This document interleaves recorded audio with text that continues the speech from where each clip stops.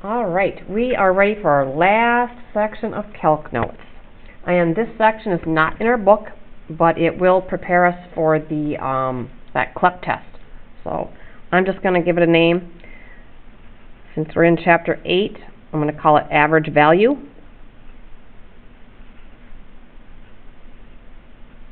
Because that is what we're going to be finding, is the average value of a function. So first of all, let's take ourselves back to average. The average value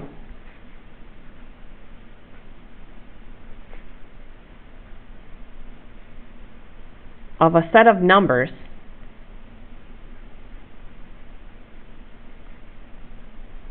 is actually very easy to do. And you remember back from elementary school, all you do is you add your numbers up.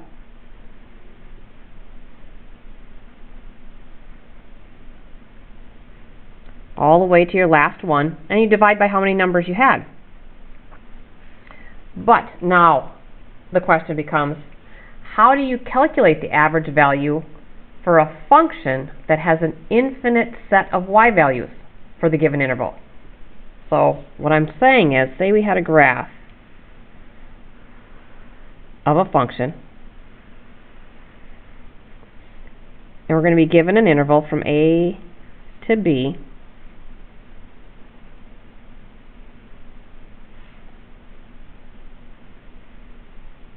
and what we're asking for is what's the average y value for all of the y values in this interval. So if we knew every single last one of the y values in here, we could add them up and divide by how many. Well, the problem is there's an infinite set of y numbers in here. We can just keep finding in between, in between, in between. So we use calculus to help us do that. And what the calculus is doing is it's going to pretend that there's an infinite set of rectangles in here, and it's going to average all of the heights of those rectangles together. Add them up and divide by how many. And it's actually a very, very simple calculus formula. I'm not going to get into how they came up with it, but to find the average height of all of the rectangles that would be in here, so we'll call it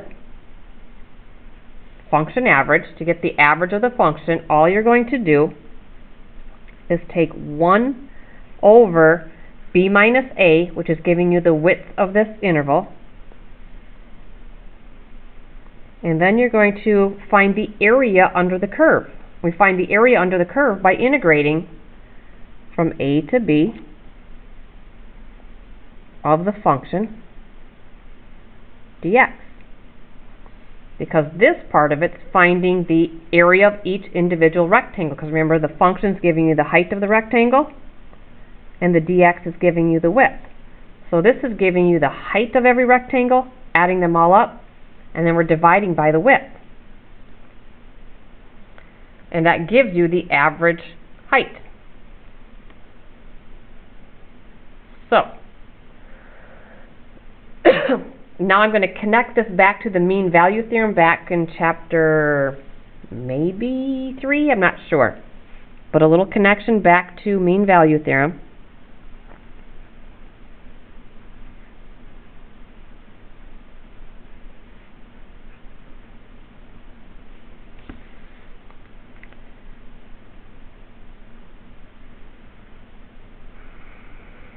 So what we are actually doing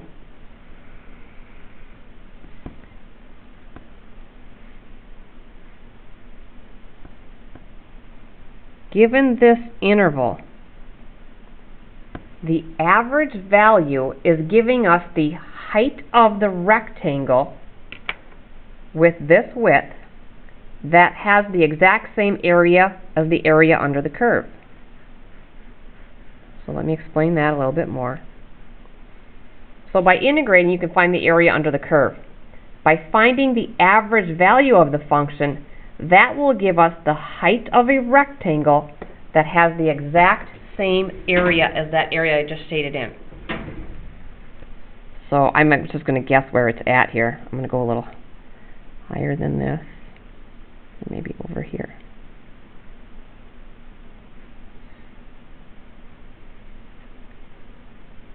So this height that I just estimated would be the average value of the function.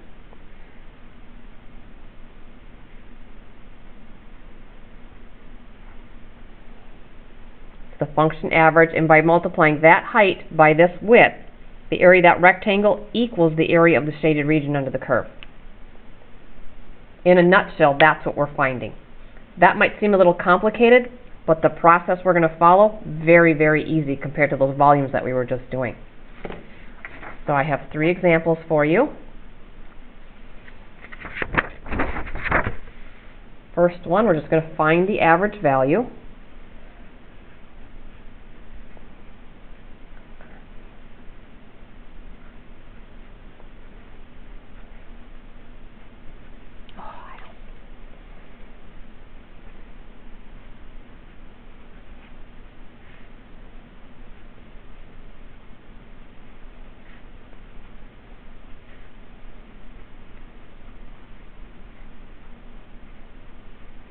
Find the average value of f of x equals 1 plus x squared on the interval from -1 to 2. So always the first thing you need is the graph. I know this is a parabola opening up, shifted up 1. You should know that by now too. So parabola opening up, vertex shifted up 1. And we're looking at the interval from -1 to +2.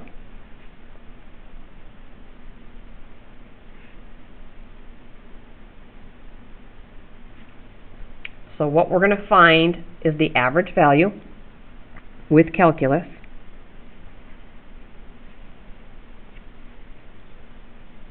And according to our formula, all we've got to do is this little plug and chug formula, 1 over b minus a. This is our a. This is our b. So it's the 1 over 2 subtract a -1. Integral from -1 to 2 of our function dx. Okay, nothing fancy going on here. We are ready to do antiderivative, plug our numbers in. So this carries along, this will be 1/3. And we're ready to take the antiderivative of 1 is x. Antiderivative here, you're going to add 1, reciprocal, 1/3 x cubed. And we're going to evaluate that from -1 to 2. And I've shown you how to type that into y equals many, many, many times, so I'm not going to take the time to show that. When you substitute 2 in here, you get 1.555555 repeating. Subtract, when you put -1 in, you get a -0.44444 repeating. So when you combine those together, you get 1.9 repeating, which rounds to 2. So, in essence, what we found the average value. So we found the average height of all of the individual rectangles in here. And that tells us that if I want a rectangle that equals the area under the curve, we never did find the area under the curve separate, but I can figure out the area under the curve because my rectangle has a height equal to 2. Now remember, this was 1. I'm going to put 2 at about here.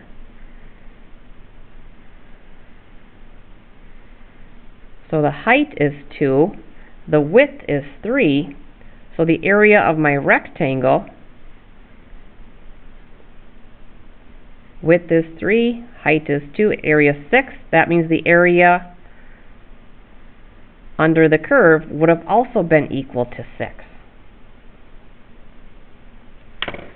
Okay, that's as hard as that gets. Try another one.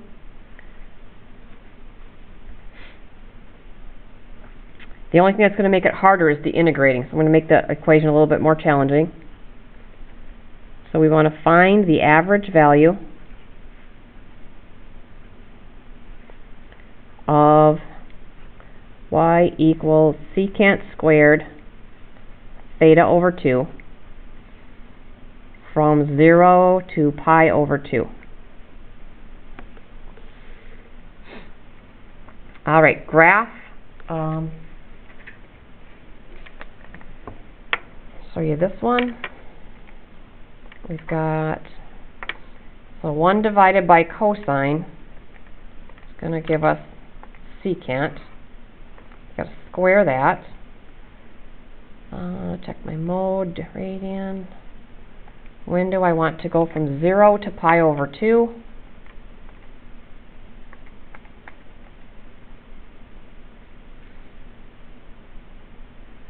Graph. Okay. Looks like pi over 2 has that vertical asymptote there. But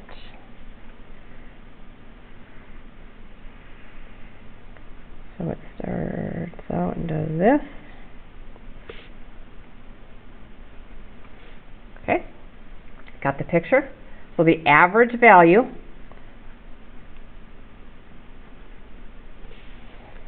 we just follow that formula. You need the width of the 1 divided by the width, which is 1 divided by pi over 2 minus 0, the interval starting at 0.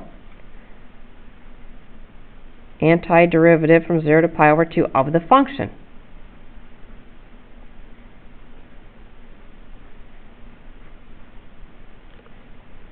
Okay, so we've got a secant squared. We got to do antiderivative. If you take a look at your blue sheet, which I don't have one handy, you got to ask yourself, is there a function that has secant squared as its derivative? And if you look, it is tangent. But remember, you always have to have the derivative of the angle attached to the dx or d theta in this case. And the derivative here, think of this as 1/2 times theta instead of the theta over 2. Then you can see the derivative here is 1/2. So that means you need a 1/2 next to the d theta, which is going to get thrown away. I got to do a little hit it with the 1 before I can continue. That means I need to times by 2 out in front. And now it's ready to go. I carry this along. This is 1 divided by pi over 2. I'm going to flip this over and multiply it by 1. That'll give me 2 over pi. Multiply by the 2 that's going to carry along. And then what has secant squared as its derivative is tangent. Never change the angle.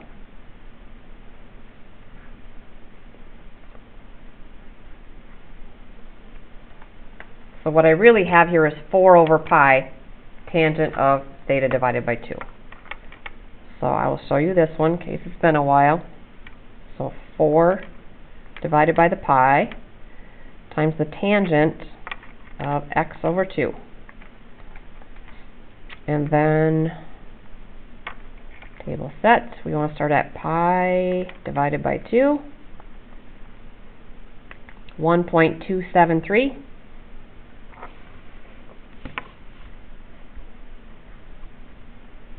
And you better check the 0, because not all functions go to 0 when you substitute 0 in. But I think this one does.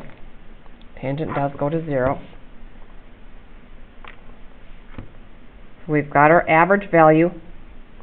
Think of that as the height of the rectangle that creates the same area as the area under the curve. Okay, one more with one little extra step in it.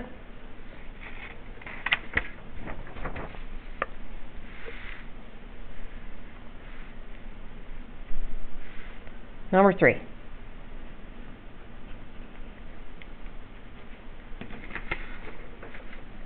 We're going to find the average value and then, let's see, just like we did,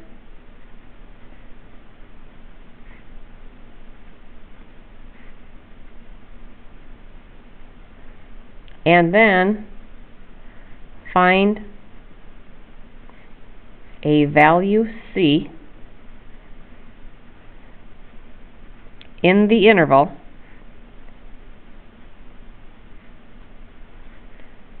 such that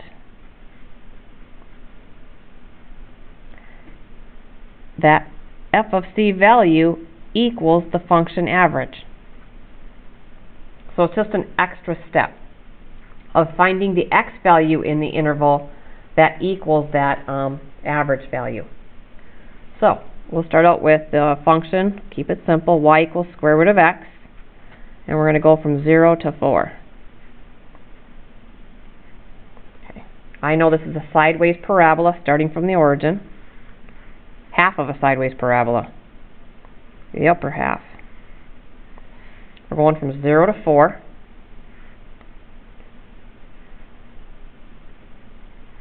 And then we're going to find the average value in here, the average height of all of the individual rectangles in here.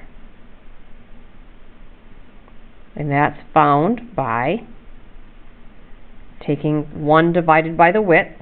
So that's 1 divided by 4 minus 0. Antiderivative from 0 to 4 of the function. I'll make it x to the 1/2 instead of the square root. Very simple to do antiderivative. Carry along the 1/4. That becomes, if we add 1, 2 over 3/2 times by 2/3. Evaluate from 0 to 4. I'll do a little reducing. 1/6 x to the 3/2 from 0 to 4.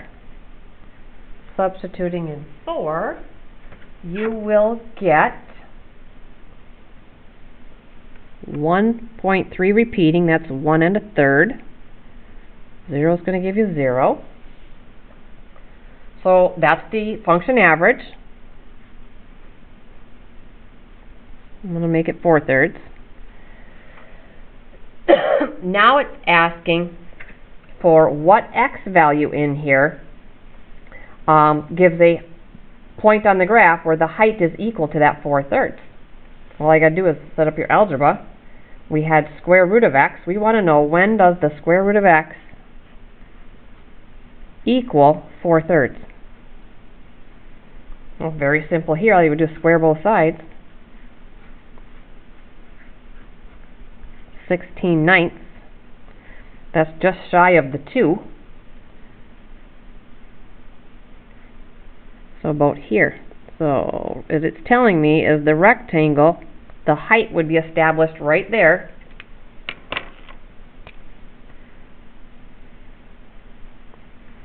So this orange rectangle that I'm drawing in has the exact same area as the area under the curve. This area right here. Okay, very simple stuff. The homework is on a worksheet from that other calc book, and you're going to be doing the worksheet 1 through 11 odd and number 16.